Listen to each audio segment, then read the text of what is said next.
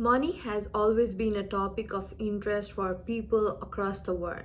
Everyone wants to earn more money and live a comfortable life. The role of money is a bit more complex as it affects our financial stability, social status, and quality of life. However, there are several myths surrounding money and that hinders our financial growth. In this video, we will discuss some of the most common money myths and provide an accurate understanding of each of them. The first one is making more money makes you rich.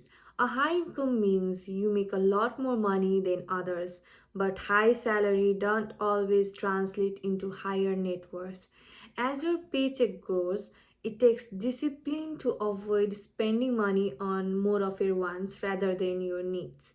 I have understood that a bigger house, a luxury car, and more expensive vacation won't make me rich. But you also like to spend money as a reward for your productivity. There is nothing wrong with spending money you have earned nice things you can afford, but you may need to be careful about how often you make these kind of purchases with this mindset. You may be able to afford wonderful things now, but every wonderful things you want, you can't afford that.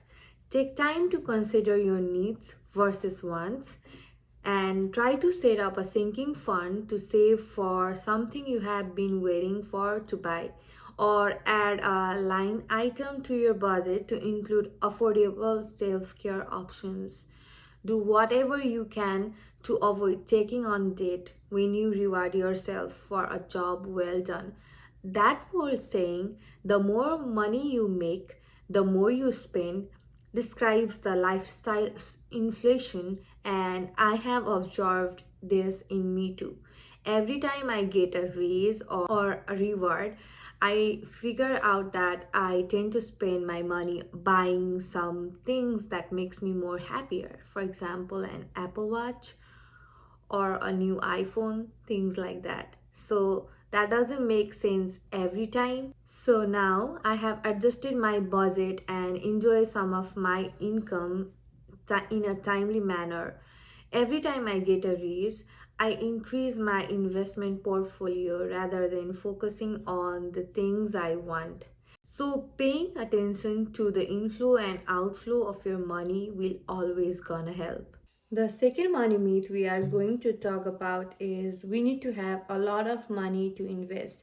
If you are living paycheck to paycheck and struggling to add to your savings account each month, you probably aren't considering putting away for your retirement. But you should consider it and start investing even if you only contribute a few dollars each month. That's because of the power of compounding. Compounding helps your money and your early years of investing grow over time. Even small investments can grow exponentially over a few decades. Now, let us try to look at this compounding interest calculator to see how effective exponential growth is. Let's put $1,000 in initial deposit and contribute, for example, $250 every month. And in over the time span of 30 years, with the average rate of return of 8%, let's do 8%. So if you look at here, if you contribute $250 every month for 30 years with the initial deposit of $1,000, then your money is going to be $383,526 in 30 years. So you see the power of compounding, right? This is the reason why you don't want to wait until you pay off all your debts or earn a high salary to start investing. If you think investing is confusing or hard, you can begin investing with S&P 500 index funds. So it's a good option to always invest. The more common myths we are talking about now is all debt is bad debt. We are all familiar with debt, and when you have debt, you have borrowed money, then you need to pay it back. But owning money doesn't mean all of your obligations are bad.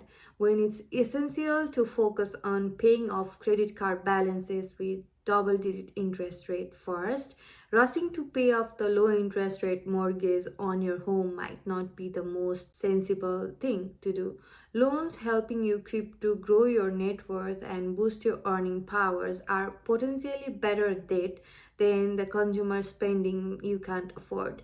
It's always better to pay off high interest rate credit cards debts first rather than paying off the mortgages, because the mortgage rate is slightly higher right now. It's like 5 or 6%, but it used to be 2 or 3%. Whereas for credit cards, you will be paying from 18 to 23% of interest rate. So it's always better to pay off your credit card first than worrying about your house mortgage or any other mortgage with lower interest rates.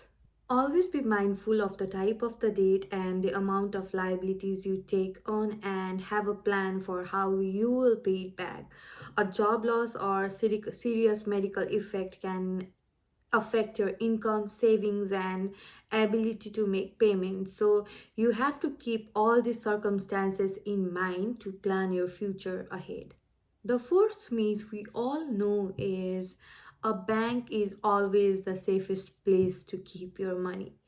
Your parents may have taught you this, that the bank is safe and you probably might have the money in your bank account, but this is always not the case.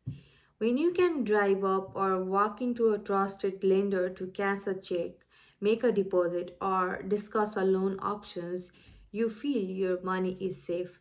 That's also true because most of the and checking accounts with the banks or credit unions, even many online lenders, are FDIC insured up to a balance of 250,000. But putting your money all money in where it is safe may instead be a risky move because of inflation.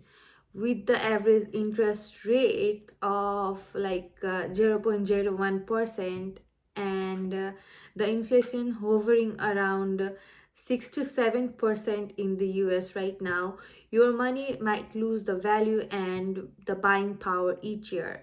Talk with a financial professional or review your risk tolerance and financial goals for retirements before deciding how much money to safely keep in the bank.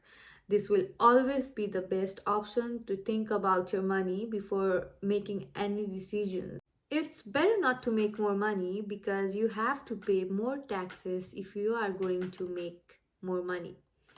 The notion that increasing your income increases your overall tax rate stems from a misunderstanding of marginal tax rates. Your marginal tax rate is your top tax rate, which is the rate you will pay on the next dollars of taxable income. For federal purpose, rates goes up as income goes up, but it's a big, everyone pays the same rate for the same income. When you hit the higher tax rate like 37%, you only pay the higher rate on income threshold amount. You don't pay 37% on all of your income.